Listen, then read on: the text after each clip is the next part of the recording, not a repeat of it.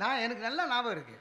20 வருஷத்துக்கு முன்னால் நான் தாலி கட்டி முடித்த உடனே எங்கள் மாமனாரை பார்க்குறேன். எங்கள் மாமனார் அவங்க ஃப்ரெண்டுக்கிட்ட சொல்கிறாரு, அப்பா ஒரு பாரத்தை இறக்கிட்டேன்னாரு. எனக்கு பக்குனாச்சு.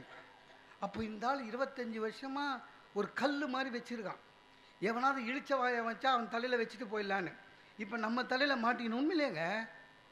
அதுக்கப்புறம் அப்போ தெரியாது, கல்யாணம் இல்லை, மாலை கீழே போட்டு இந்த பலியாடை கூட்டி போவாங்க தெரியுமா, அந்த மாதிரி. அப்போ ஒன்றுமே தெரியாது. ஃபஸ்ட்டு கல்யாணம் நடக்குதா, அதனால மிரண்டு போய் போவோம். அது வேற. காலில் உழற மாமனார் சொல்கிறாரு, நான் என் பொண்ணை குழந்த மாதிரி வளர்த்தேன், அது கல்லில் தண்ணி வராமல் பார்த்துக்கோன்னு.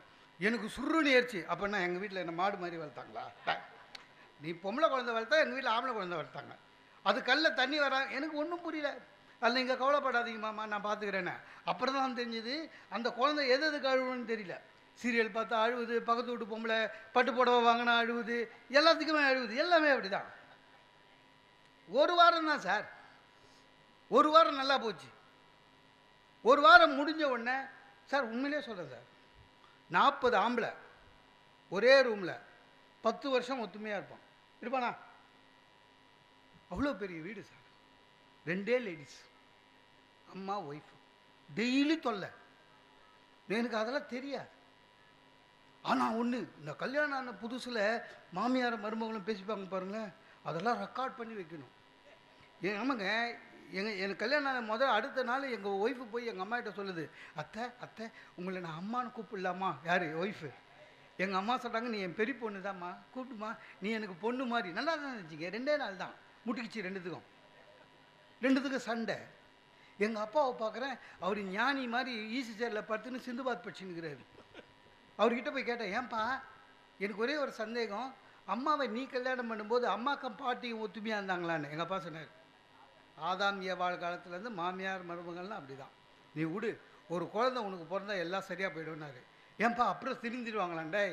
உனக்கு 6 குழந்தை பிறந்தாலும் திருந்த மாட்டாங்க, ஏதோ பிறந்த குழந்தை மூஞ்சை பார்த்து நீ மனசை சேர்த்துக்க, அவ்வளோதான் அப்படின்னாரு. நான் அப்படி தான் இவ்வளோ நாளாக வாழ்ந்துன்னுக்கிறேன்னாரு. உணவுங்க. ஒரு வாரம் முடிஞ்சுதுங்க. கல்யாண லீவெல்லாம் முடிஞ்சிச்சு. ஆஃபீஸுக்கு போகிறேன். என் ஒய்ஃப் சொன்னான், இன்றைக்கி நான் டிஃபன் பண்ணுறேன்னு. அதே இட்லி தான் டிஃபன் பண்ணுறேன்னு. பண்ணுன்னு பண்ணேன்.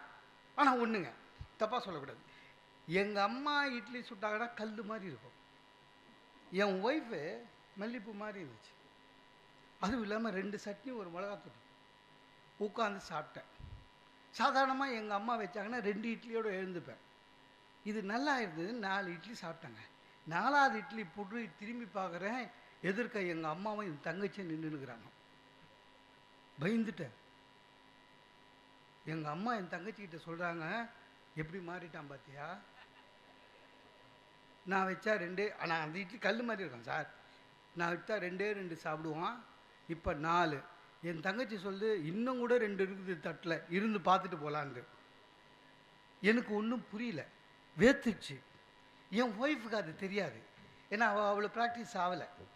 அவள் வெதற்பவன் கேட்குறா, ஏங்க சட்னி எப்படிங்க இருக்கு? நல்லா இருக்காங்க. என்ன ஆனாலும் எங்கள் அம்மா சொல்கிறாங்க, அவள் என்ன சொல்கிறான்னு பாரு. அப்புறம் நான் சொன்னேன், எங்கள் அம்மா வைக்கிற சட்னி மாதிரி நல்லா இருக்காது அப்படின்னேன். மகிழ்ச்சியாக போயிட்டாங்க எங்கள் அம்மா. சார், என் மூஞ்சை பார்த்துருக்கணும் சார், நீங்கள் அண்ணா சாரேன்னு ஒருத்தர் இருந்தார், பார்த்துக்கிறீங்களா? இன்னும் இருக்கார், கெஜ்ரிவாலுக்கு அண்ணன். அவர் மூஞ்சி மாதிரியே தொங்கி போய் உட்காந்துருந்தேன்.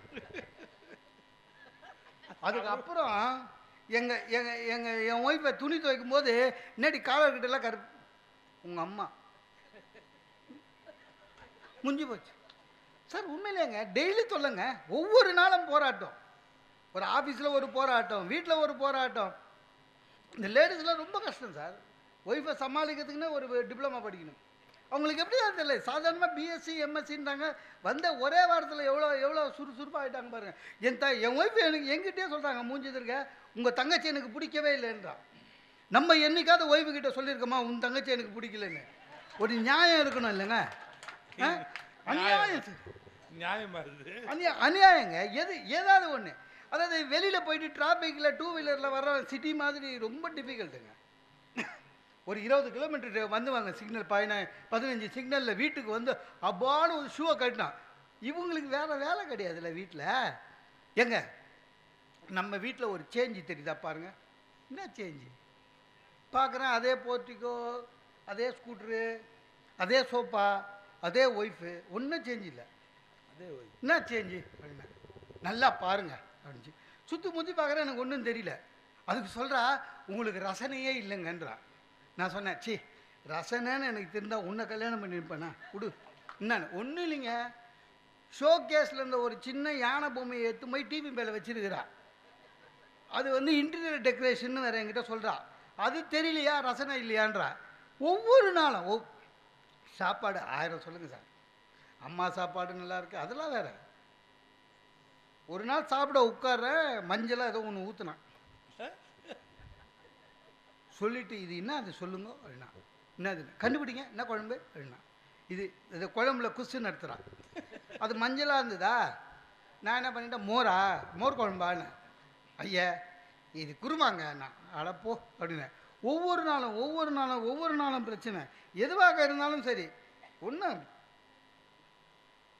இந்த நிலாவுக்கு அனுப்பிச்சாங்கல்ல சந்திராயன், உண்மையிலேங்க அங்கே நாசாவில் இருக்கிற விஞ்ஞானிக்கு எவ்வளோ டென்ஷன் இருந்ததோ அதே டென்ஷன் தான் நம்மளுக்கு இருந்தது இல்லையா? ஏன்னா நம்மளுடைய நாடுடைய வெற்றி. உட்காந்து உத்து பார்த்துன்னு இருந்தேன்.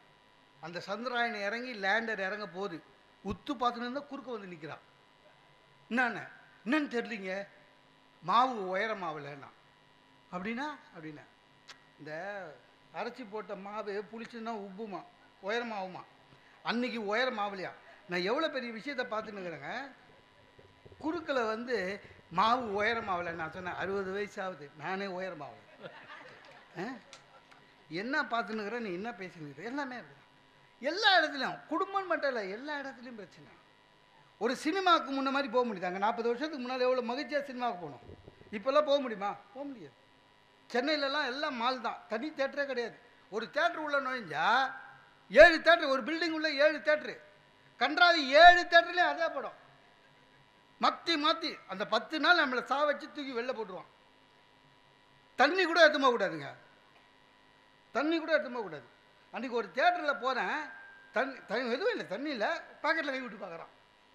எதுவும் ஏர்போர்ட் செக்கிங் மாதிரி. Cinema theatre. என்கிட்ட ஒரு ரூபா காயின் ஒரு 5 இருந்தது.